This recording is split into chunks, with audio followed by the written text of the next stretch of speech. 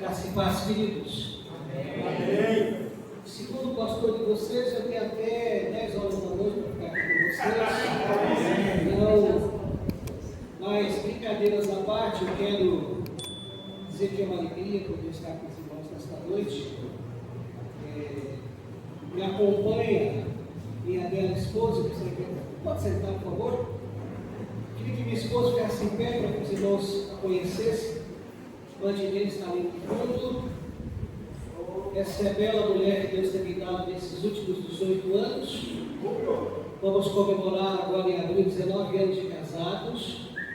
Então, Deus é bom, foi muito bom comigo, já não sei com relação a ela, né? A gente sempre brinca um pouco com relação a isso. Mas vamos lá. As minhas filhas estão lá com as crianças. Eu até dizia para minha esposa que tem criança aqui que é maior que eu, impressionante.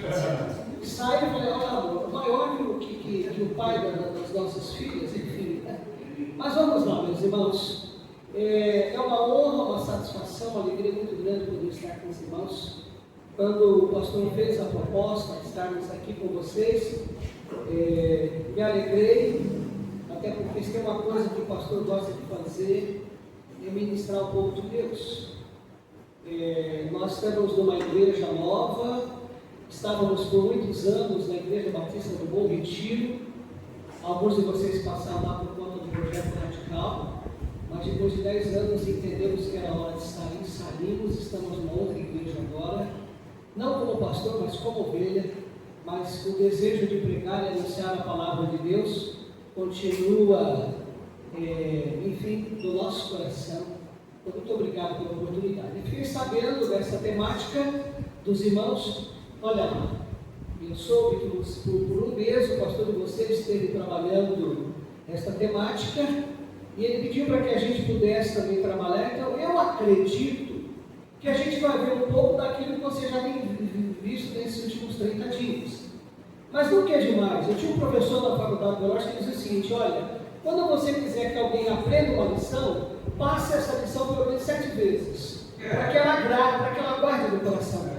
Então, se eu usar alguns textos que não são meus, e muito menos do pastor de vocês, é de Deus, a gente vai procurar se aprofundar um pouquinho neste texto, tá bom?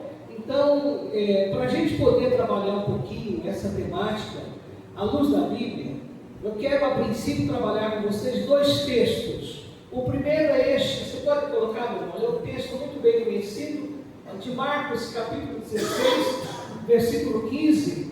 Você pode ler comigo esse texto, está para ler, os mesmos assentados, com toda a devida reverência ao nosso Deus. O que diz esse texto? Ide e pregar o Evangelho a toda criatura. Então nós temos aqui Jesus em suas últimas palavras, antes de ser assunto aos céus. Ele está aqui orientando os seus discípulos e orientando, porque não, a sua igreja, para que a gente dê sequência àquilo que ele iniciou com aqueles homens. Né?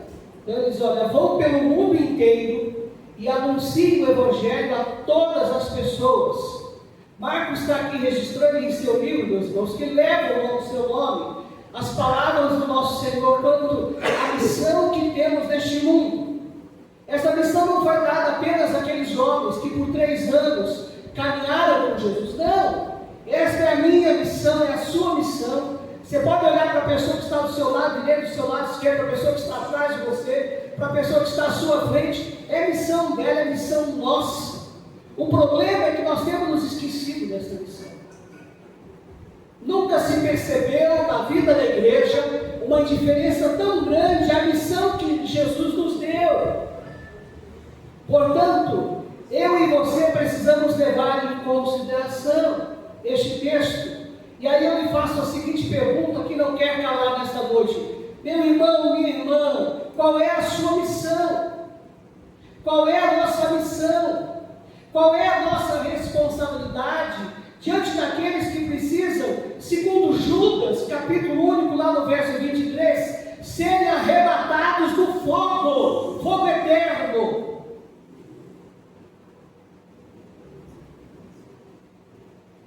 Você pode passar o próximo slide, querido?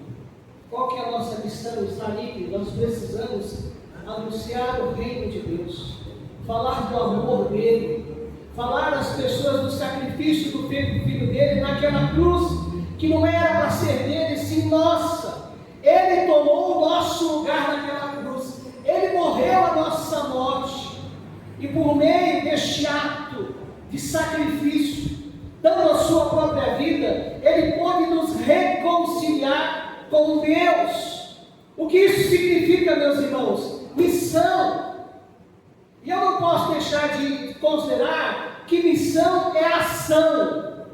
Isso está atrelado à questão da evangelização, que também é ação. Vejam que Billy Graham, um dos maiores evangelistas de todos os tempos, que todas as vezes que este homem pregava a palavra de Deus, multidões ouviam este homem. Então nós temos uma citação dele. Olha o que ele vai dizer: a transformação dos homens constitui a missão, o quê? Principal da igreja.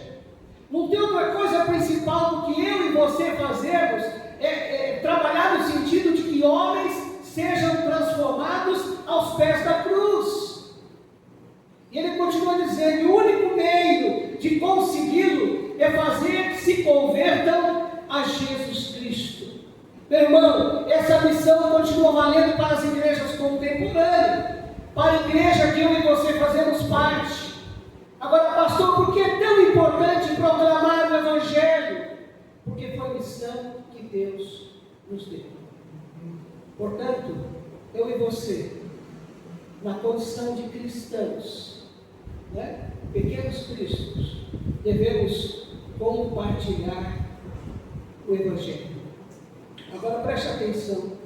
No entanto, o ato de evangelização não é uma ação desordenada, desarrumada, de qualquer jeito. Eu não devo fazer de qualquer jeito, meia boca. Eu devo me preparar, porque veja, com o propósito de alcançar seus objetivos, a evangelização, quando eu olho para as Escrituras, eu percebo que tem métodos, e quando eu faço uso desses métodos, isso pode utilizar na minha prática, na sua prática, uma vez que os motivos que são a mola propulsora para o desencadeamento desse processo são o amor e a misericórdia de Deus pela humanidade. Eu e você só fomos alcançados pelo Evangelho por conta do amor de Deus, por conta da misericórdia de Deus por cada um de nós. E eu queria ver agora um segundo texto com vocês.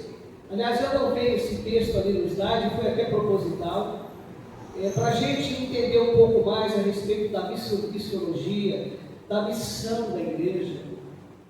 Levando em consideração que eu e você temos uma missão, a gente precisa olhar para quem já fez isso no passado. Estava olhando ali enquanto cantávamos aqueles 3 quadros que tem ali que falam a respeito das 3 viagens missionárias de Paulo. Eu quero ver com você um desses textos, até porque a gente vai trabalhar um pouquinho, olhando para essas mensagens. Olha aí, no capítulo 17, abra a sua Bíblia, se você puder, querido. Atos, capítulo 17.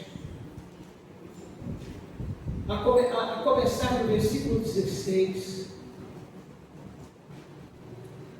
Paulo discursando em Atenas, aos atenienses. Ele está aqui em missão, meus irmãos. Ele está levando ao pé da letra a responsabilidade que Deus passou a ele. Mas nós temos aquela ideia, aquele pensamento, que ele deveria fazer isso porque ele era missionário. Mas todo cristão é um missionário. Eu não posso perder isso de vista. Eu me lembro na minha infância, agora há pouco as crianças saíram daqui, mas eu me lembro que quando eu também fui criança, um dia na igreja, porque eu estou na igreja desde... E aí eu vou acabar falando a minha idade para você, mas eu me batizei no dia 31 de dezembro de 1976. Muitos de vocês nem existiam ainda. Então veja, naquela época havia um mineiro que dizia o seguinte: que eu não preciso atravessar mais, não, eu posso ser um missionáriozinho aqui. Então, queridos, a gente tem que olhar para a vida de Paulo, levando em consideração a proposta de Deus para mim e para você, como missionários, onde quer que estejamos. Vamos lá, versículo 16, que acompanhe. Enquanto Paulo esperava em Atenas, o seu espírito se revoltava em face da idolatria dominante na cidade. Versículo 17. Por isso, falava na sinagoga com os judeus e os gentios piedosos, também na praça, todos os dias, com os que se encontravam ali. Verso 18. E alguns dos filósofos epicureus e estoicos discutiam com ele, havendo quem perguntasse: o que quer dizer esse tagarela? Outros diziam: parece pregador de deuses estranhos. Diziam isso porque Paulo pregava Jesus e a ressurreição. Verso 19. Então, tomando-o consigo, levaram-no ao Areópago, dizendo: podemos saber que nova doutrina é essa que você ensina? Verso 20. Pois você nos traz aos ouvidos coisas estranhas, e queremos saber o que vem a ser isso. Verso 21. Acontece que todos os de Atenas e os estrangeiros residentes não se ocupavam com outra coisa senão dizer e ouvir as últimas novidades.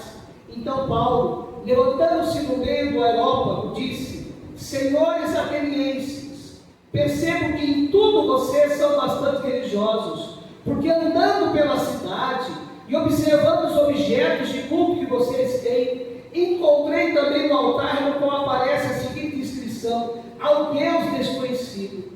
Pois esse que vocês adoram sem conhecer é precisamente aquele que eu lhes anuncio. Verso 24. O Deus que fez o mundo e tudo o que nele existe, sendo ele Senhor dos céus e da terra, não habita em santuários feitos por mãos humanas. Verso 25. Nem é servido por mãos humanas, como se precisasse de alguma coisa, pois ele mesmo é quem a todos dá vida, respiração e tudo mais. De um só homem fez todas as nações para habitarem sobre a face da terra, havendo fixado os tempos previamente estabelecidos e os limites da sua habitação, melhor dizendo. Verso 27, para buscar em Deus, se porventura tateando o posso achar, ainda que não esteja longe de cada um de nós, pois nele vivemos e nos movemos e existimos, como alguns poetas de vocês disseram, porque dele também somos geração. Verso 29, portanto, visto que somos geração de Deus, não devemos pensar que a divindade é semelhante ao ouro, à prata ou à pedra, trabalhados pela arte e imaginação do homem. Verso 30, Deus não levou em conta os tempos da ignorância, mas agora Ele ordena a todas as pessoas em todos os lugares que se arrependam, porque Deus estabeleceu um dia em que julgará o mundo com justiça.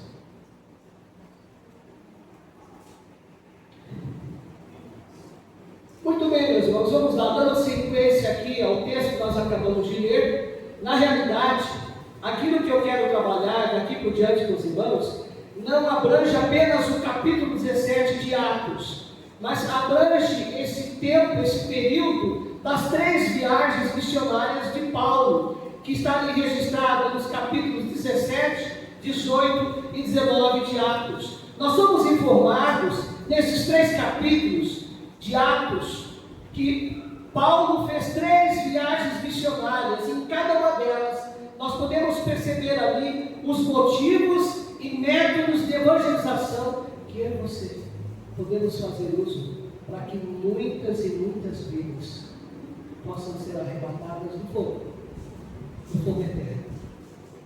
Eu não sei como é que é isso para você, mas eu às vezes, quando paro para pensar na indiferença tão presente no meu coração, isso me assusta, porque há muita gente, inclusive gente perto de nós, que talvez more lá na nossa casa, more do nosso lado, trabalhem com a gente, estudam conosco, que estão a caminho do fogo eterno, e nós estamos indiferentes à realidade espiritual dessas pessoas.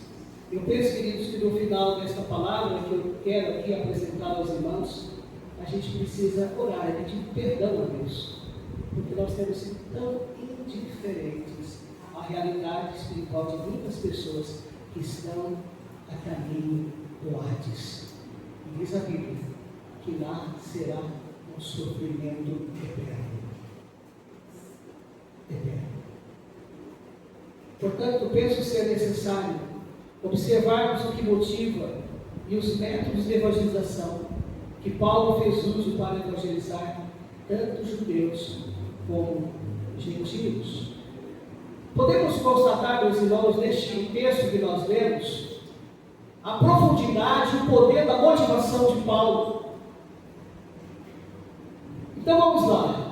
Tendo como pano de fundo este texto que nós acabamos de ler, o próximo slide, querido, por favor, o slide 7. Eu quero ver com você aqui 3 perguntas e ao mesmo tempo dar as respostas a vocês. Olha lá. A primeira delas, Paulo passando ali por Atenas, o que é que ele viu? O que é que ele percebeu?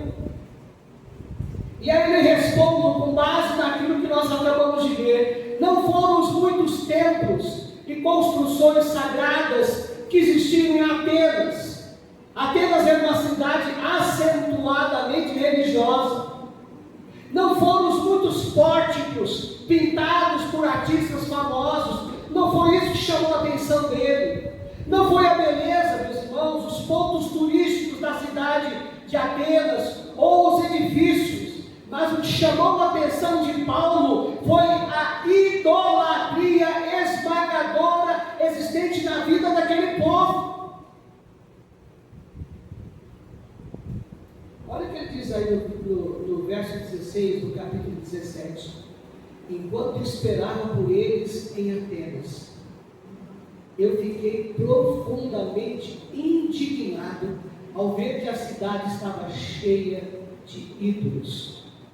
O que é que o texto está dizendo aqui para mim, para você? O que é que ele está tentando transmitir para nós?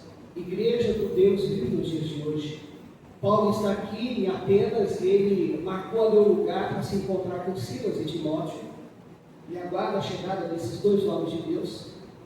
E enquanto esses homens não chegam, ele resolve explorar o contexto, o seu contexto. O que é que estava acontecendo ali?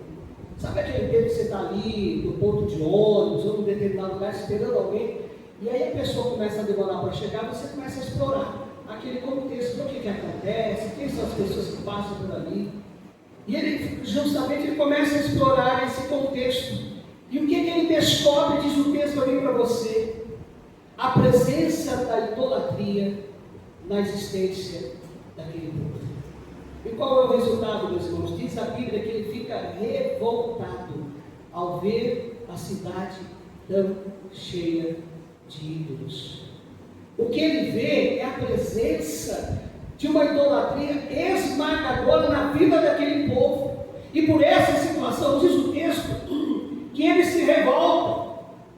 A pergunta que não quer calar diante do exposto, diante do que falamos, quando você olha para a sua cidade, para o seu bairro, para a sua rua, para as ruas deste local onde nós estamos, lá para a sua casa, para o ambiente do seu trabalho, para a sua escola, a sua faculdade, onde quer que você esteja, na fila do banco, no hospital, quando você observa esses lugares, para as pessoas que você tem contato, o que é que você vê?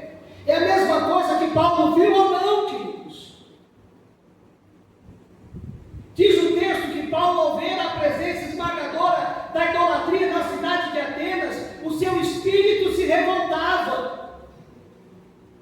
Começa a existir ali dentro dele um certo descontentamento santo, tomando conta do coração dele em decorrência daquele quadro.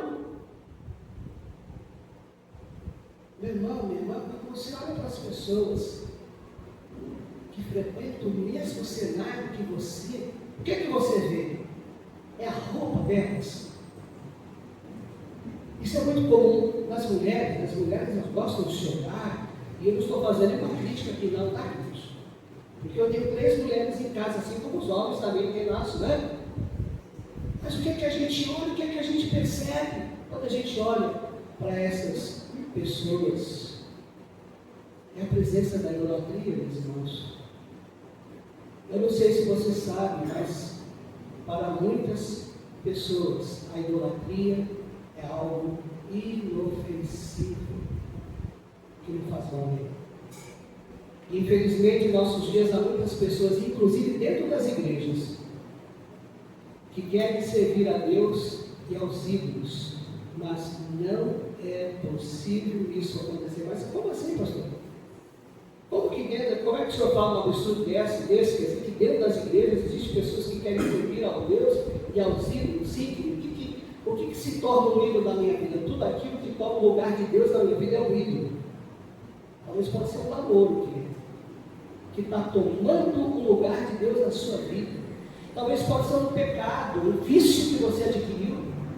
Isso vai se tornar idolatria dentro de você, isso vai te afastar de Deus. É impossível a gente servir ao Deus, ao nosso Deus, e ao mesmo tempo a ídolos construídos dentro do nosso coração.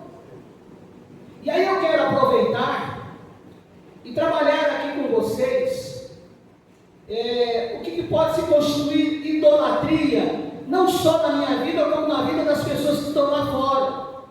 Eu não vou citar aqui todos, mas apenas alguns. Por exemplo, uma das coisas que pode se tornar e tem se tornado ídolo na vida do homem sem Deus, o materialismo. O que é isso, pastor? O apego excessivo aos bens, os bens materiais, uma armadilha espiritual na vida de muitas pessoas. Meu irmão, minha irmã, cuidado! Cuidado, para que você não tenha esse ídolo dentro de você. Uma outra coisa, a popularidade. Nós vivemos num contexto onde as pessoas buscam dia após dia a popularidade. Elas querem ser conhecidas e reconhecidas por muita gente. Isso pode levar à idolatria. E o pior, essas pessoas se tornarão orgulhosas e no final de tudo se decepcionarão. Porque não é o ser popular que vai me contentar. Mas eu estar na presença de Deus dia após dia, me humilhando dele, buscando a vontade dele para a minha vida, buscar depois em primeiro lugar o reino de Deus. É quando eu priorizo o reino de Deus na minha vida que isso vai me trazer contentamento, alegria verdadeira. Um outro tipo de idolatria presente em nossos dias, o individualismo. É quando nós fazemos a substituição do nós, o coletivo, deixamos de priorizar o coletivo e passamos a priorizar o ego, o eu. O que importa é aquilo que eu quero, o que você quer não importa para mim, não quero saber, não estou nem aí para você. Portanto, é aquilo que eu quero. Eu passo a ser uma pessoa ensimismada, voltada para dentro de mim, não estou nem aí para o outro. Esse é um tipo de idolatria que a gente tem percebido muito presente na vida, meus irmãos, das pessoas com as quais nós temos caminhados. E um outro aqui que eu não podia deixar de citar, até por conta dos últimos acontecimentos desses últimos dias, que é, queridos, o hedonismo. Uma existência que prioriza os desejos da carne. Nós passamos agora esses dias aí pelo feriado do Carnaval. E o que eu não sei você, mas a leitura que eu tiro do Carnaval, ou o que eu faço do Carnaval, é a seguinte: ninguém é de ninguém. Ninguém é de ninguém. Se pode transar com quem quiser, sem ter que dar satisfações a quem quer que seja, desde que se use a camisinha. O que está por detrás disso, meus irmãos? A priorização na minha vida dos desejos da carne. A Bíblia nega que colocar prazeres como, por exemplo, a imoralidade sexual acima de Deus é idolatria. Idolatria.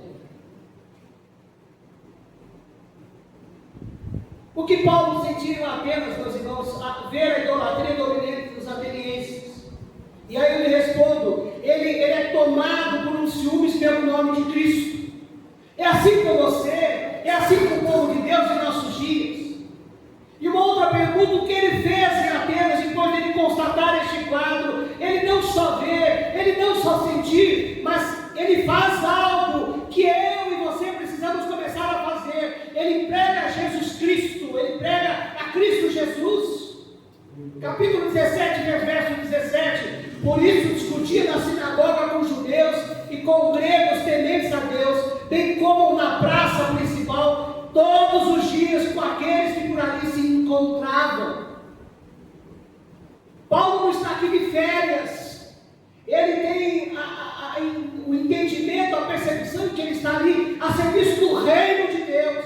E cada minuto é importante na expansão do Evangelho na vida das outras pessoas.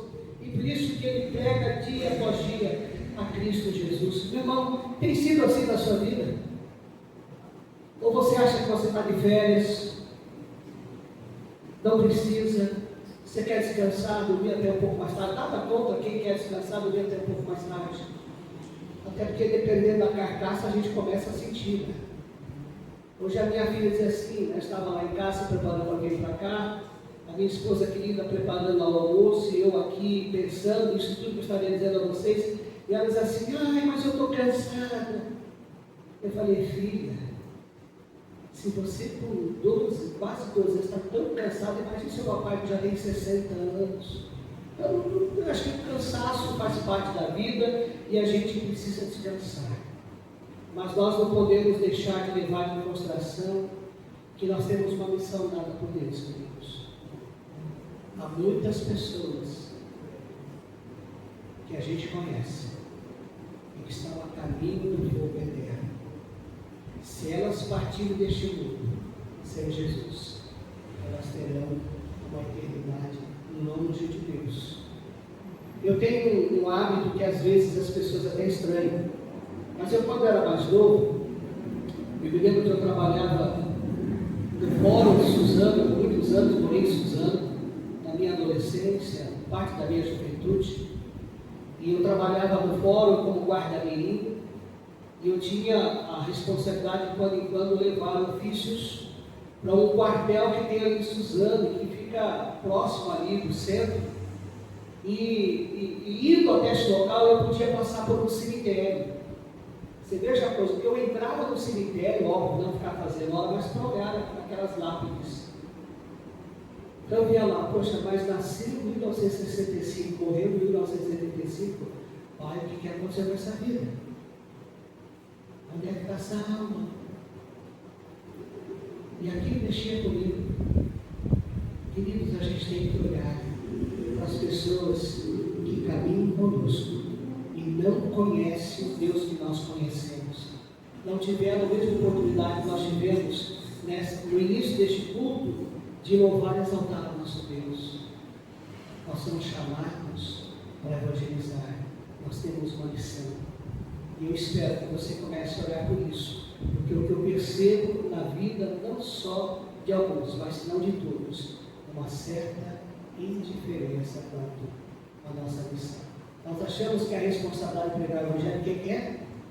Do missionário, do pastor, do líder da igreja. Não, filho, é de todos nós. Até porque, e aí eu me lembro de uma frase que eu, enquanto novo, sempre pensava: floresça onde você foi plantado. Deus te colocou em alguns lugares diferentes dos teus. E o que importa é que você, lá nesses lugares, faça a devida diferença, como eu, nos meus lugares, passe a fazer a devida diferença. Aliás, as pessoas, elas precisam ouvir Jesus não apenas pela nossa palavra, mas pela nossa vida, pela nossa postura, pela nossa atitude, pela maneira como nós tratamos o pai, tratamos a mãe, tratamos o cônjuge, tratamos os filhos, tratamos os vizinhos, numa possibilidade de ofensa ou não. As pessoas estão olhando para nós. E eu não sei se você já teve essa oportunidade, mas de vez em quando alguém chegar para você e dizer assim: olha, posso fazer uma pergunta? Você é de igreja, né? Você é cristão? Por que você está perguntando isso? Não, porque eu vejo algumas atitudes em você e parece que você é diferente. É tão bom quando a gente ouve uma coisa dessa. É sinal que nós estamos dando um bom testemunho, não um péssimo testemunho. As pessoas precisam saber que nós somos de Deus e precisamos evangelizá-las através da nossa vida. Pois bem, queridos, diante daquilo que Paulo viu, diante daquilo que ele sentiu, ele prega a Cristo Jesus. Agora, como que isso acontecia na vida de Paulo? Porque talvez uma das razões pelas quais a gente tem dificuldade em evangelizar, a gente deixa de evangelizar, porque a gente acha que a gente vai fazer alguma coisa, né? A gente vai mudar a pessoa. É a nossa palavra que vai mudar a pessoa. Não, querido, não é minha nem a sua palavra, é a palavra de Deus que transforma a pessoa. Nós somos apenas um canal daquilo que Deus quer levar para o ímpio, para o incrédulo, para que haja conversão na vida dele. Agora, eu preciso olhar como é que isso acontecia na vida de Paulo. Ele desenvolveu alguns métodos para trabalhar ou para evangelizar em Atenas. Então, em primeiro lugar, eu entendo que Paulo, como é que eu compreendo a mensagem deste homem? Então, vamos lá. Em primeiro lugar, queridos, lá no versículo 24, do capítulo que nós lemos, Paulo está falando ou proclamando a grandeza do Deus que nós conhecemos. Ele fala o quanto este Deus é o Criador soberano, eterno e onipotente de todas as coisas, visíveis e invisíveis, céu e terra. Ele fala deste Criador soberano. Ele fala também no versículo 25 do Deus sustentador. Ele apresenta a Deus como o Criador e sustentador soberano de todo o universo, mantendo a existência, a ordem e vida de todas as coisas através do poder de sua palavra. Ele conhece muito bem a quem ele serve. Você tem essa concepção de que o seu Deus é o Criador soberano de todas as coisas. Você tem essa concepção de que ele é o sustentador, de que ele, como Criador, ele é o sustentador soberano de todo o universo. Nada acontece no universo sem a vontade dele. Você tem essa concepção. Paulo tinha, queridos. Outra coisa, no verso 26, ele fala do Deus governador, ou seja, o soberano absoluto e governador de todas as coisas, detentor de todo o poder, glória e autoridade sobre os céus e terra, dirigindo a história e controlando até os mínimos detalhes. Ele continua sendo o Senhor da história, da minha história, da sua história, da história do mundo. Ele governa. Mas não só isso, Paulo vai o apresentar também como Pai. Verso 28, ele é apresentado como Criador e Pai supremo de Deus, a origem e o sustentador de toda a criação, de quem, por quem e para quem são todas as coisas. E ele apresenta também a Deus como juiz, lá nos versos 30 e 31, Deus como o justo juiz de toda a terra, soberano, onisciente, imparcial. Aliás, nós temos visto, ouvido tanto essa palavra nos dias de hoje, por conta do nosso Supremo Tribunal Federal, né? Da imparcialidade presente na vida daqueles homens. Mas uma coisa eu posso te garantir: o nosso Deus, como justo juiz de toda a terra, ele é imparcial. Ele me dá aquilo que eu tenho direito. Ele é justo. O juízo divino e ele fará lá no final de todas as coisas o juízo divino. E ele vai dizer aquela frase que às vezes eu fico pensando naquele dia, ele vai dizer assim: presta conta. O que é que você fez com a vida que eu lhe dei? Como é que você viveu essa vida? E dependendo da resposta que eu der a ele, queridos, e ele sabe de todas as coisas, das duas uma, ou ele vai me apartar, vai me mandar direto para o fogo eterno, ou ele vai me receber na casa do Pai. Portanto, meu irmão, entenda uma coisa: se você sair daqui, leva no teu coração, pelo menos dentre tudo aquilo que eu tenho falado, mais uma coisinha: você não está aqui de férias. Toma cuidado, porque mais cedo ou mais tarde nós vamos ter que prestar contas ao justo juiz de toda a terra. Presta conta. Em Atenas, meus irmãos, Paulo pregava na igreja dos judeus. Aliás, isso daqui é uma outra coisa que eu percebo, né? Como é que os métodos que ele tinha não tinha apenas um lugar na qual ele pregava. mas a gente vai ver muita versatilidade na vida daquele homem. Ele pregava na sinagoga, que era a igreja dos judeus naqueles dias. Ele pregava na praça, ele pregava na universidade, ele pregava em todos os cantos. Portanto, queridos, nós precisamos também aprender com Paulo. Aquela ideia de que a gente prega o Evangelho, primeiro que eu já acabei de falar, né, que quem tem que evangelizar são os líderes, os pastores, os missionários. E outra ideia errada que a gente abraça muitas vezes, que a evangelização deve ocorrer no templo, no culto a Deus. Eu percebo aqui em Paulo, ele usando todos os espaços, todos os lugares, para pregar o Evangelho. Então, onde é que a gente deve pregar o Evangelho? Lá no nosso trabalho, lá na nossa escola, lá na nossa casa. E aí os convertidos vêm no final de semana para juntos louvarmos, exaltarmos aquele que nos salvou. Mas aqui é lugar de cultuar, ou de glorificar, no modo de entender, aquele que nos salvou por meio da cruz do Calvário. Pensando agora em Paulo, em Corinto e em Éfeso, se você olhar lá para os capítulos 18 e 19, que a gente não vai ler por falta de tempo, mas eu tenho aqui o entendimento qual era o comprometimento de Paulo com as cidades. Ele entende que Atenas era o centro intelectual, onde havia universidades durante muitos séculos. Foi um dos centros da cultura literária Atenas.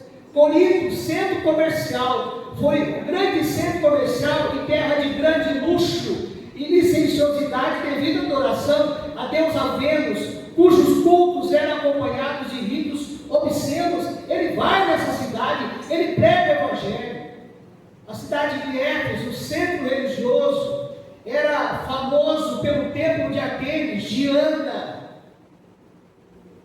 Mas qual era o método de Paulo? Qual foi o método que ele fez uso, tanto em Éfeso como em Corinto? Em primeiro lugar, queridos, eu percebo que ele escolhe um bom lugar para fazer isso. Um bom lugar, queridos. Ele escolheu, diz aí, Atos 19, verso 9, um local secular, a sala de conferências em Tirano. E diz neste versículo que grande número dos que tinham praticado o ocultismo reuniu seus livros e os queimou publicamente, queridos. O que eu quero dizer com relação ao bom local? São lugares excelentes para a evangelização.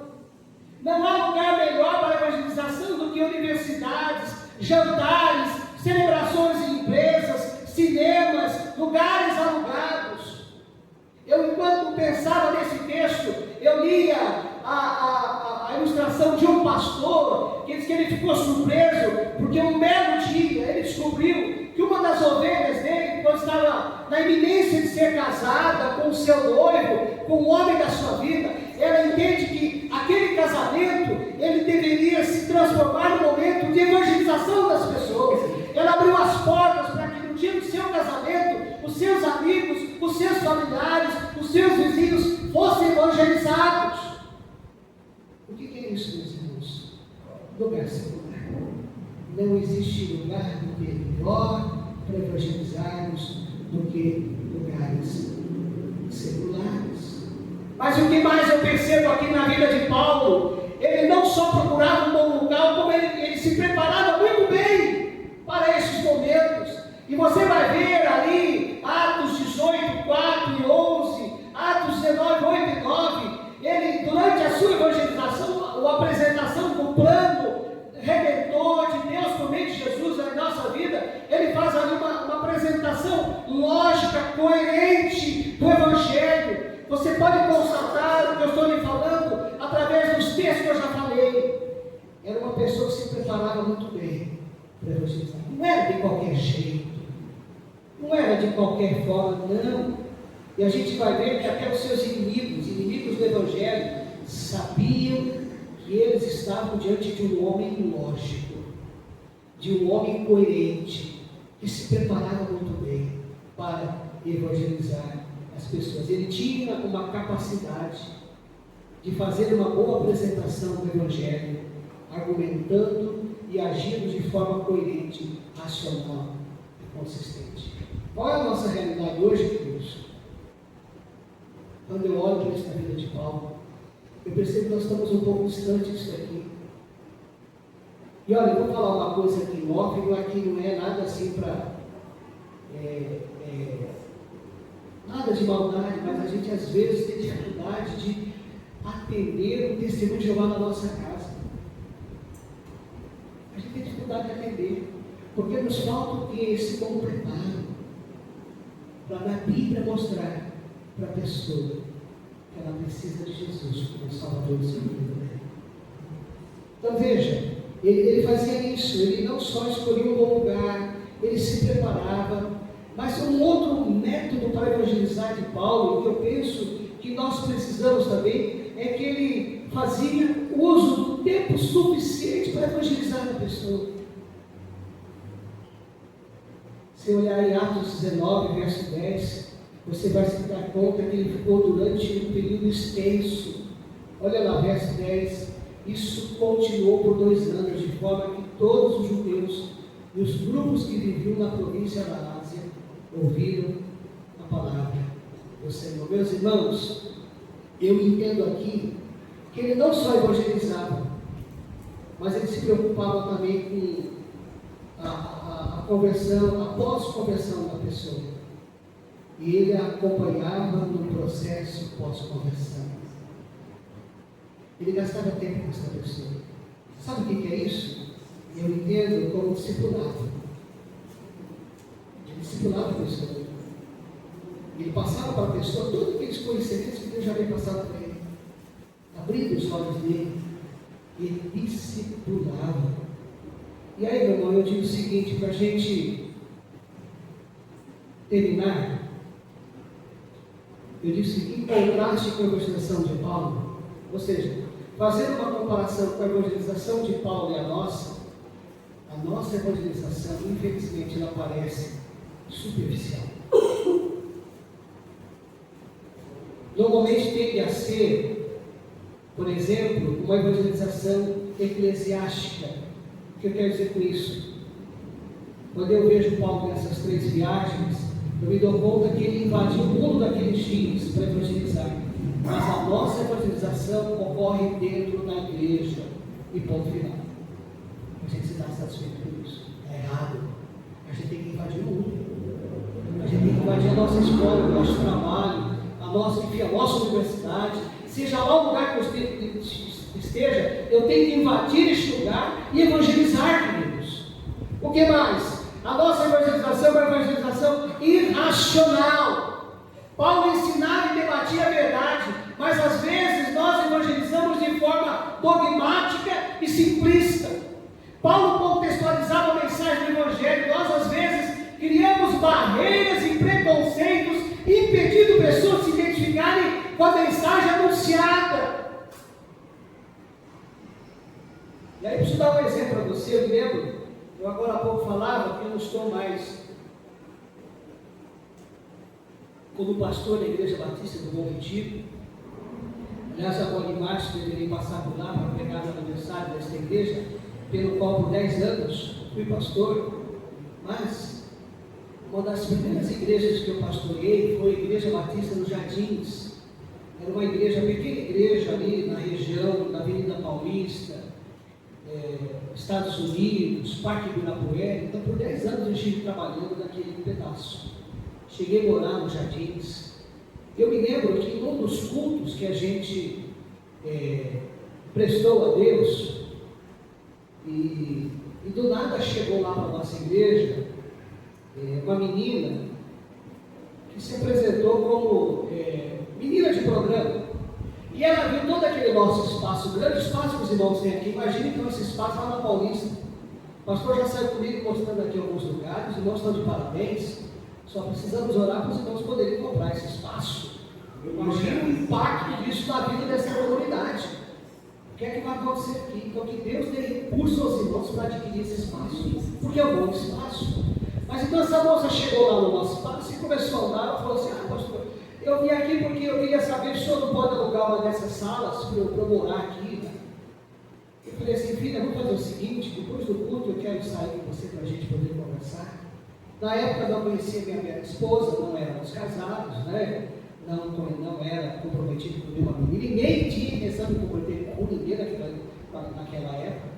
Mas a ideia de poder sair era mais para poder também, quem sabe, evangelizar aquela moça, porque nós não podemos ter preconceitos. A gente ama pessoas, irmãos, que a gente deve estar na pessoa obrigado, mas a pessoa a gente deve amar. Deus tem me levado para trabalhar no projeto da Prefeitura aqui de São Paulo como assistente social. Você não sabe há quanto andas nesse meio. Meu Pai.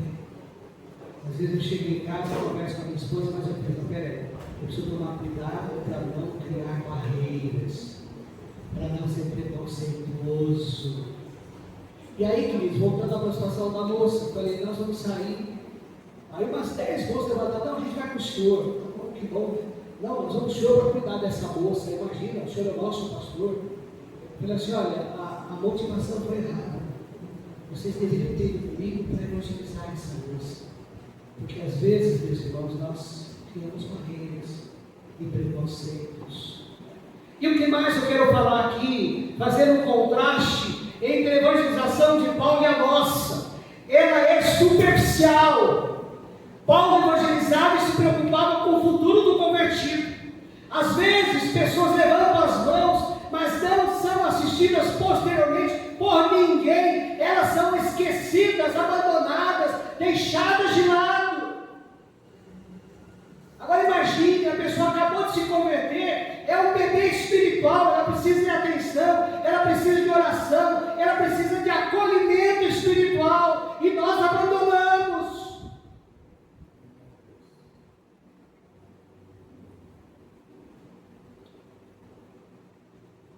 Meu irmão, você pode pôr aquele terceiro slide lá, aliás, vai lá para o próximo slide, por favor. Olha lá. Aliás, me desculpe, volta lá para o primeiro, o terceiro, pode ser, depois eu tirei para isso, pode ser? Me desculpa aí. Olha lá. Aquele lá, ide por todo mundo e pregar o evangelho a toda criatura.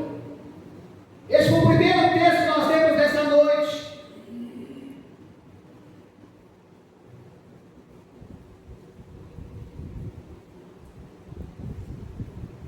O que é que acontece aqui, meus irmãos? Nós temos deixado de fazer isso. Nós não temos obedecido essa palavra do nosso Senhor.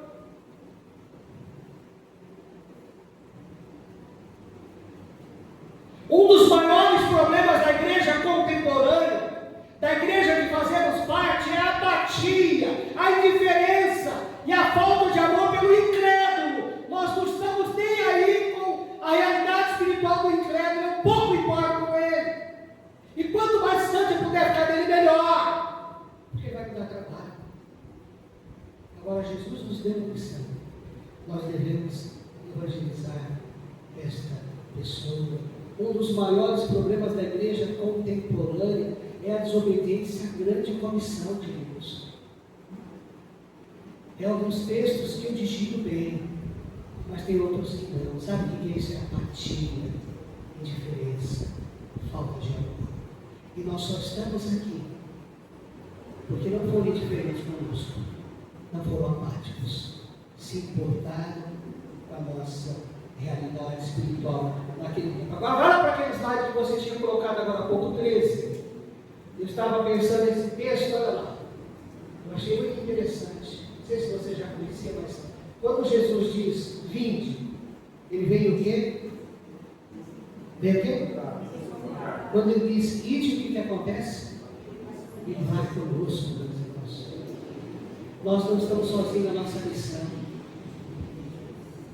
Nós temos do nosso lado Deus soberano, absoluto, que vai conosco. É Ele quem desvenda os olhos do incrédulo quando a gente apresenta a mensagem da salvação. Não é isso que no outro texto Paulo vai dizer assim, olha, eu estou em tal lugar para evangelizar, por favor, ore para que Deus desvende os olhos do incrédulo. Porque os olhos deles foram vendados, para que eles não enxerguem aquilo que nós temos enxergado. Meus irmãos, a questão que eu preciso colocar aqui é a seguinte: é justo guardar as boas notícias do Evangelho só para nós? Não, queridos.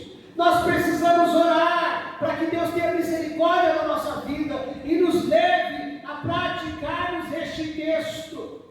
E mais que isso, não seria o caso de pedirmos perdão ao nosso Deus por sermos tão indiferentes à realidade espiritual de muitos que conhecemos. Talvez seja o seu pai, querido. Seu pai está abaixo dos largos do inferno. Talvez seja a sua mãe. Talvez seja os seus irmãos, o seu cônjuge, os seus filhos, o seu neto, o seu vizinho, o seu parente. Alguém que você conhece da sua convivência, a caminho do inferno, do fogo eterno. Você tem se mantido indiferente a esse cenário. Eu queria lhe convidar para que nós pudéssemos agora nos ajoelhar diante daquele que tem todo problema, pedir perdão por conta da nossa partida. Você pode fazer isso? Se de alguma maneira essa mensagem te falou com você, faça isso em nome de Jesus.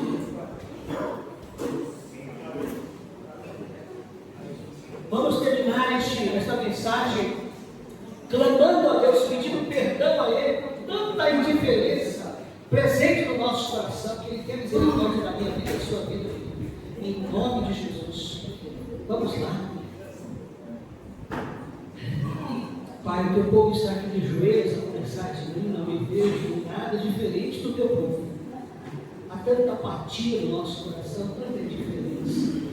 Esse texto pouco tem feito diferença na nossa vida, porque nós temos, ó Deus, desprezado este texto, nós não temos levado em consideração aquelas últimas palavras de Jesus antes de ser assunto aos céus, que nós deveríamos invadir o mundo e pregar o Evangelho. Pai, coloque esse fogo dentro do nosso coração, na nossa cabeça, no nosso ser, para que a gente possa, ó Deus, com Paulo, olhar para as pessoas e perceber a realidade espiritual delas, não olhar para a roupa, não olhar para a cultura da pessoa, não olhar para aquilo que ela tem, que ela não tem, mas olhar para a realidade espiritual dela. E se elas não se converterem a Jesus, elas estão a caminho do fogo eterno, elas passarão a eternidade, ó Deus, longe de Deus, num sofrimento eterno, Senhor. Portanto, tenha misericórdia de mim, Senhor, tenha misericórdia dos teus filhos, do teu povo, tenha misericórdia da tua liderança, Senhor. Converta-nos, que haja arrependimento na nossa vida, para que a gente possa, de fato, mais do que isso, voltar a praticar a tua palavra, para que a gente possa, de fato, estar no centro da tua vontade. Eu quero te agradecer, ó Deus, pela vida desta igreja, pelos pastores desta igreja, pela liderança desta igreja. Louvado, exaltado seja o teu santo nome. Eu quero te exaltar por cada ovelha que tem aqui, ó Deus, frequentado, participado. Deus, prospere este ministério espiritualmente falando. Nós falamos da compra deste local, Senhor, mas que haja também, ó Deus, um quebrantamento na vida deste povo, Senhor, que este povo possa estar se consagrando dia após dia, que haja santidade na vida deste povo, que este povo, ó Deus, se curve à tua vontade. Venha o teu governo, Senhor, seja feita a tua vontade na vida deste povo, como é feita no céu. Nós te louvamos, te exaltamos por esta oportunidade que o Senhor nos concedeu, estarmos juntos nesta noite. Mas Deus, perdoa-nos por tanta indiferença, por tanta falta de amor pelo perdido, pelo incrédulo, Senhor. E que a gente faça isso de uma maneira, no ato da evangelização, como fazia Paulo, de uma forma coerente, de uma forma lógica, Senhor. Que a gente conheça a tua palavra, para pregar a tua palavra, sabendo que é o Espírito Santo quem converte o pecador. É a oração que eu faço, em nome de Jesus. Amém. Amém. Deus seja louvado. Obrigado, queridos. Pastor, palavra do Senhor.